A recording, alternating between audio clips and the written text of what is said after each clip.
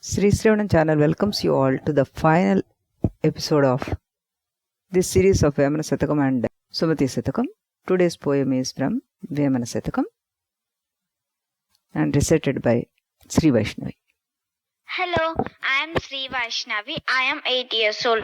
Today's poem for Sreepada story box is అనగననగ raaga matiSayilluchununDu tinaga vEmu tiyyanunDu saadhanamuna banulu samakoorudharalOna ViSvadaabhi raama vinura vEma.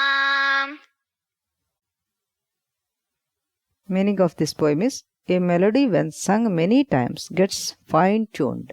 The bitter neem when eaten regularly tastes sweet. Similarly, continuous practice makes one's work perfect.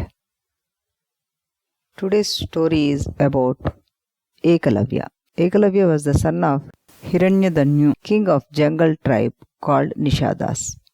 Ekalavya aspired to learn archery from Drona, the famous teacher in the skills of warfare. Ekalavya approached Drona and requested him to teach archery.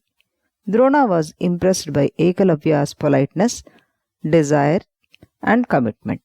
However, he refused to take Ekalavya as a pupil because he was already appointed as a teacher to the Hastinapuram princes, the Pandavas and the Kauravas, and was not allowed to take student on his own. Ekalavya was disappointed and deeply hurt by the rejection from the great teacher. However, his desire to learn archery under the guidance of Drona did not die. He returned home and thought of ways to fulfill his objective. So deep was his desire and commitment that he finally made a statue of Drona in mud and treated it as his teacher. Imagining that Drona was monitoring him, he practiced archery in front of the statue. He practiced vigorously every day for many years and finally became an archer of exceptional skills. His belief kept him determined and his self-learning turned him into an expert.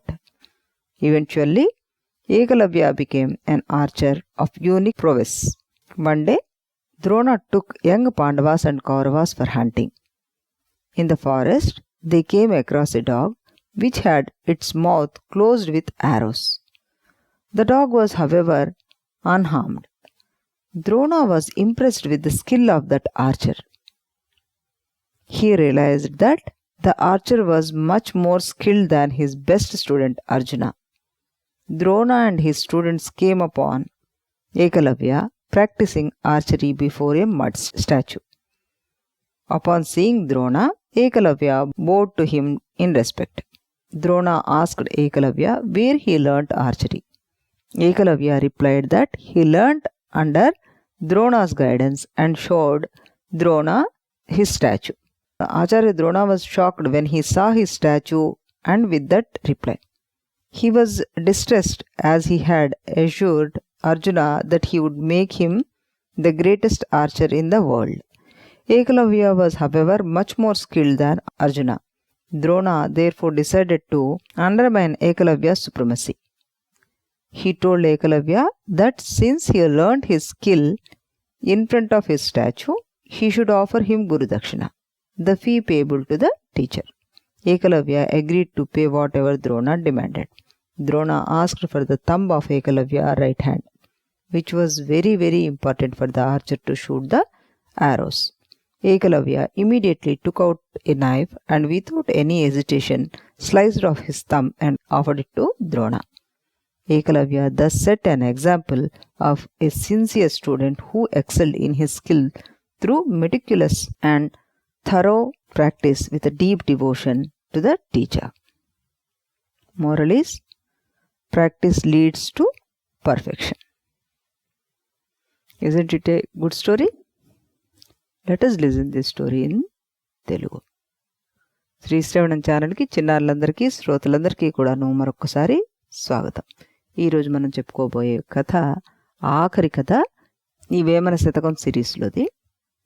దీనికి గొప్ప ఉదాహరణగా చెప్పుకోవాల్సిన మంచి కథ ఏంటంటే ఏకలవ్యుడి కథ.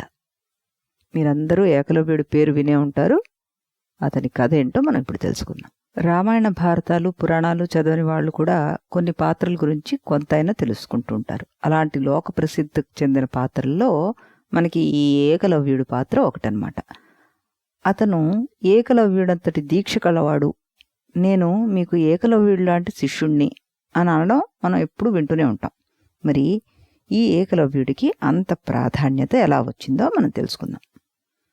ఏకలవ్యుడు ఒక ఎరుకుల కుటుంబంలో పుట్టాడు. అతని తండ్రి హిరణ్యధనుడు. సహజంగానే ఎరుకుల వారికి విలువిద్యలో ప్రవేశం ఉంటుంది. ఏకలవ్యుడు అందులో మరీ ప్రావీణ్యం సంపాదించాడు. ఒకరోజు ఏకలవ్యుడు అస్త్ర విద్యలో గురువర్యుడైన ద్రోణాచార్యుడి వద్దకు వెళ్ళి, అయ్యా, నాకు మీ దగ్గర శిష్యరికం చేయాలని ఉంది అని అడిగాడు. ద్రోణుడికి ఆ నిషాదబాలుడైన ఏకలవ్యుడిని శిష్యుడిగా స్వీకరించడానికి ఇష్టం లేదన్నమాట. ఎందుకంటే అతను ఆల్రెడీ కౌరవ పాండవులకు గురువర్యుడిగా ఉద్యోగం చేస్తూ ఉండడం మూలంగా ఇతరులకు నేర్పడానికి అతనికి అధికారం లేదు. ద్రోణాచార్యుడు ఆ విధంగా తనని నిరాకరించేసరికలా వెనుదిరిగిన ఈ ఏకలవ్యుడు ద్రోణాచార్యుడి విగ్రహాన్ని తయారు చేసుకుని భక్తిగా నమస్కరించి ప్రత్యక్ష గురువుగా ఆయన్నే భావిస్తూ కఠోర దీక్షతోటి విలువిద్యలో అపార నైపుణ్యాన్ని సంపాదించాడు. ఓసారి తన శిష్యులందరితో కలిసి ద్రోణాచార్యుడు అరణ్యంలోకి వేటకు వెళ్ళగా ఒక కుక్క మూతికి నలువైపుల నుంచి బాణాలు గుచ్చుకొని ఉండడం, ప్రాణాపాయం కలగకుండా దానికి ఆ విధంగా బంధించడం చూసిన వాళ్ళంతా కూడాను ఆశ్చర్యపోయారనమాట. అది ఎవరు చేసుంటారా అని వెతుక్కుంటూ వెళ్ళగా అక్కడ ఏకలవ్యుడు కనబడతాడు. నువ్వు ఎలా ఈ విద్యని నేర్చుకున్నావు అంటూ ఏకలవ్యుడిని ప్రశ్నిస్తాడు ద్రోణాచార్యుడు. మీరే నా గురువు అంటూ చెప్తాడు ఏకలవ్యుడు. ఆశ్చర్యపోయిన ద్రోణాచార్యుడికి ఆయన మట్టి విగ్రహాన్ని చూపిస్తాడు ఏకలవ్యుడు. ఎంతో భక్తి శ్రద్ధలతోటి మీ విగ్రహాన్ని ముందు పెట్టుకుని నేను విద్యను నేర్చుకున్నాను అంటూ పలుకుతాడు.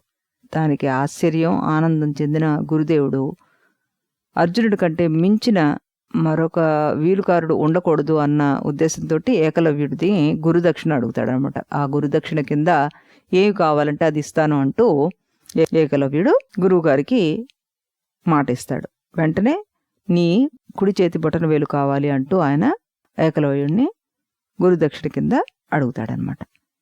వీలుకారులందరికీ బొటనవేలు యొక్క ప్రాముఖ్యత చాలా ఎక్కువ అన్నమాట. అది లేకుండా బాణం వేయడం కష్టం. అందుకని దాన్ని గురుదక్షిణ కింద అడుగుతాడు ద్రోణాచార్యుడు. ఏమాత్రం సంకోచించకుండా తన బొటనవేలుని కోసి గురుదక్షిణ కింద ఇచ్చేస్తాడు ఏకలవ్యుడు. ఇందులో మనం తెలుసుకోవాల్సిన మోరల్ ఏంటంటే, మనం ఏదైనా సాధించాలంటే నిరంతరం దాని మీద కృషి చేయాలి అంటూ చక్కగా ఏకలవ్యుడు ఉదాహరణ మనకు చెప్పారు. రేపటి నుంచి మనం మరొక కొత్త సిరీస్ తోటి శ్రీశ్రవణం ఛానల్లో కలుద్దాం. అంతవరకు సెలవు.